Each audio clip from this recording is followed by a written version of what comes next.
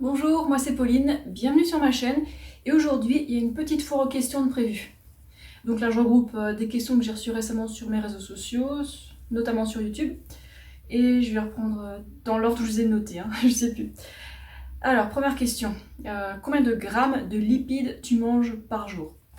Bon évidemment chaque jour ça change un peu, mais en tout cas je sais que je suis entre 10 et 70 grammes de lipides par jour. Ça c'est quand on compte sur un compteur de calories, c'est pas des grammes de noix ou des grammes d'aliments bruts, non, c'est les grammes dans un compteur de calories, voilà. Donc je suis quelque part entre ça, selon les jours, selon mes envies, selon les aliments que j'ai chez moi. Voilà. Et j'évite de manger trop de graisse parce que je veux pas avoir des problèmes hormonaux, des problèmes de santé, des problèmes de poids, quoi. Voilà. Et je me sens vraiment super bien avec une alimentation pauvre en graisse, mais c'est pas zéro non plus. Voilà, c'est à peu près 10% des calories qui sont des graisses, quand on compte en calories, pas en grammes sur les étiquettes, vous savez. Ensuite, est-ce que tu pourrais nous faire une petite update sur 3 ans après la vasectomie de Paul et 2 ans après ta réduction mammaire? Ok, je vais faire ça assez brièvement parce qu'il n'y a pas énormément de choses à dire. Alors pour la vasectomie de Paul, on a déjà fait des vidéos là-dessus, on n'a pas grand chose de nouveau en fait. En fait, pour lui ça se passe très bien, on n'y pense même plus, donc c'est le but du jeu. Voilà, donc on a zéro stress d'avoir que j'ai une grossesse, et c'est génial. Et de son côté, tout fonctionne pareil, sauf que ça fait pas de bébé. Voilà. Donc c'est parfait, pas de douleur, pas de complications que ce soit, donc c'est parfait. Et de mon côté, pour la réduction de ma mère. Alors je sais que j'ai supprimé la vidéo parce que, ouais, finalement j'ai pas envie d'être une grande référence là-dessus, mais en tout cas ça se passe très bien. Les douleurs elles sont parties, en fait on va dire immédiatement après l'opération, et puis au bout d'un mois j'ai repris le sport et puis ça se passe impec.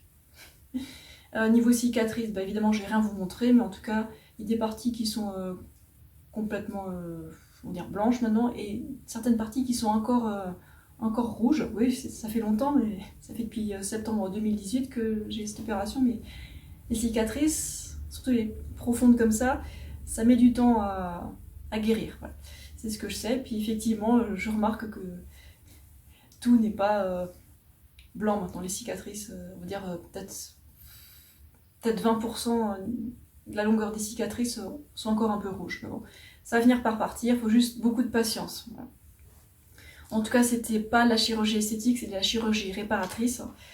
Voilà, pour ceux qui savent pas. Et ça m'a vraiment soulagée du mal de dos que j'avais avant de manière chronique. Donc aucun regret, ni pour mon opération, ni pour l'opération de mon chéri. Voilà. Et j'ai pas envie de faire une vidéo longue là-dessus, c'est pas mon truc. Ensuite, une question vélo. Est-ce que tu as le syndrome de l'essuie-glace? Est-ce que tu as le problème de surentraînement, toi et Paul? Alors, j'ai regardé ce que c'était le syndrome de l'essuie-glace parce que j'étais pas sûre.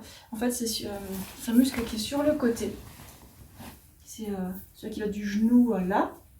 Et en fait, au début, quand je me suis mis au vélo, ça faisait un peu mal, mais assez vite, la douleur est partie. Enfin, ça fait juste mal aux jambes normalement quand je force un peu. Et donc ce muscle qui est sur le côté, j'ai l'impression qu'il s'est bien renforcé et aucun souci, quoi. Et vu la manière dont je mange, riche en antioxydants et puis tout le tralala, du coup je récupère facilement, j'ai moins de douleur et ça s'explique facilement. C'est surtout les antioxydants et puis les macronutriments. Voilà. Donc de ce côté-là, non, parce que le muscle-là, des fois on a mal un peu autour des genoux, mais c'est plutôt lié à la course à pied ou à la marche, quoi. Le vélo, c'est vraiment génial pour les articulations, c'est doux. Voilà. Et s'il n'y a que les muscles qui ont mal, franchement, ça va, ça récupère assez vite, beaucoup plus vite que si on avait mal aux articulations. Et en fait, on ne peut pas être surentraîné vu qu'on ne consomme pas de café, pas de thé, du coup, on n'est pas surstimulé quand on est fatigué. Si on est fatigué, on ne pourra pas se surentraîner parce que pas de café, pas de thé. Voilà. Ça aide beaucoup. Si, il y a Paul qui boit du café une fois par mois. Bon, une fois par mois, ça va, c'est pas trop méchant non plus, quoi. De temps en temps, on mange un peu de chocolat, donc un peu de caféine, mais c'est très petit, c'est vraiment pas grand chose. Et les gens qui boivent beaucoup de café, attention au surentraînement parce que ça peut arriver sans qu'on s'en rende compte. Et surentraînement, ça veut dire tomber malade plus facilement, ça veut dire avoir des creux de fatigue beaucoup plus profonds, et puis toutes sortes de problèmes qui n'arriveraient pas si on se surentraînait pas, quoi. Et nous, on tombe pas malade, donc ça va. Et aussi, on a l'habitude de faire telle ou telle sortie, donc du coup, c'est pas la mer à boire si on en fait un peu plus. Et bon, on va dire que si par exemple je quadruplais mon volume d'entraînement, oui, là je le sentirais et je serais grave fatiguée. Mais bon, c'est une question d'habitude aussi.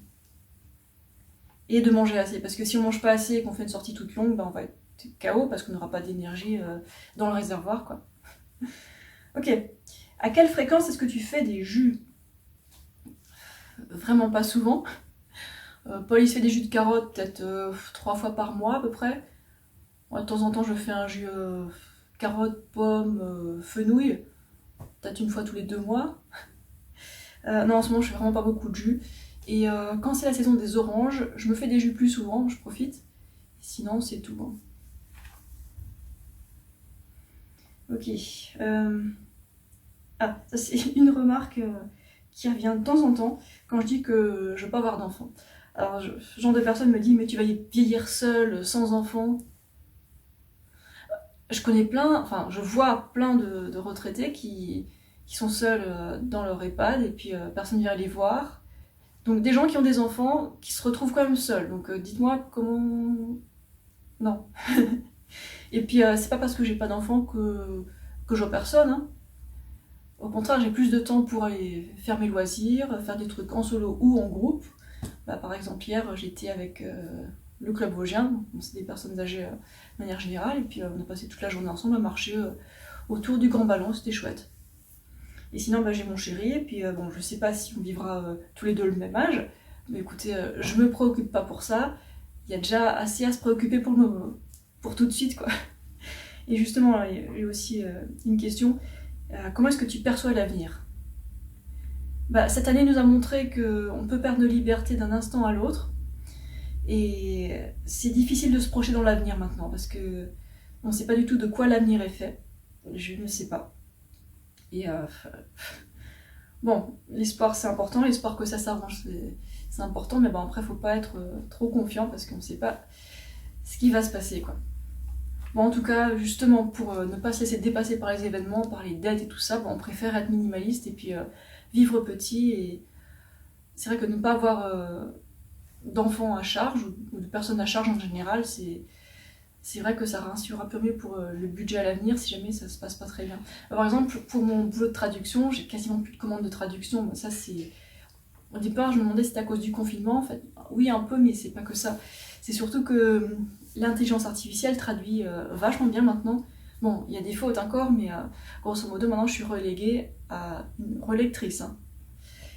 Donc ça fait moins de boulot, moins d'argent qui rentre.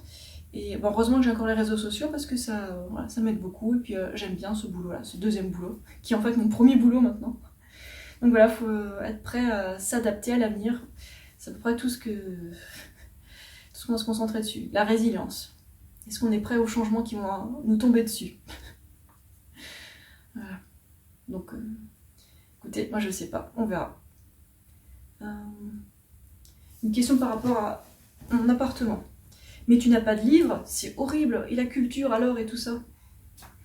De nos jours, il y a des livres électroniques, il y a d'autres manières de s'informer, il y a aussi Internet. Bon, tout n'est pas forcément fiable sur Internet, mais quand on s'est trié, ça va mieux. Et donc j'ai des livres électroniques, et puis quand j'ai envie de faire quelque chose, je reste pas devant une télé que je n'ai pas. Je vais faire du sport, je vais voir des gens, je profite de diverses manières. Non, il n'y a pas que les livres dans la vie. Il n'y a pas que la télé dans la vie, surtout, je dirais. Combien de vélos tu fais? Ça varie chaque semaine, en fait. Comme je l'ai dit avant, c'est en fonction de la météo, tout ça. Alors, selon mes envies, selon... je sais pas, des fois, il y a des petits événements. Bref, si vous voulez voir ce que je fais, ce que je roule, ce que je cours, allez voir mon Strava ici. Et tout y est indiqué. À chaque fois que je fais une activité, je le mets là. Et d'ailleurs, à propos de vélo, je pense que je vais vous faire une petite vidéo où je parle que de vélo. Donc comme ça, les gens qui sont intéressés au vélo, ils verront ce que je fais, est-ce qu'il y a eu des évolutions récemment. Voilà, donc je vous fais ça prochainement. Je pense que c'est la prochaine vidéo d'ailleurs. Ok.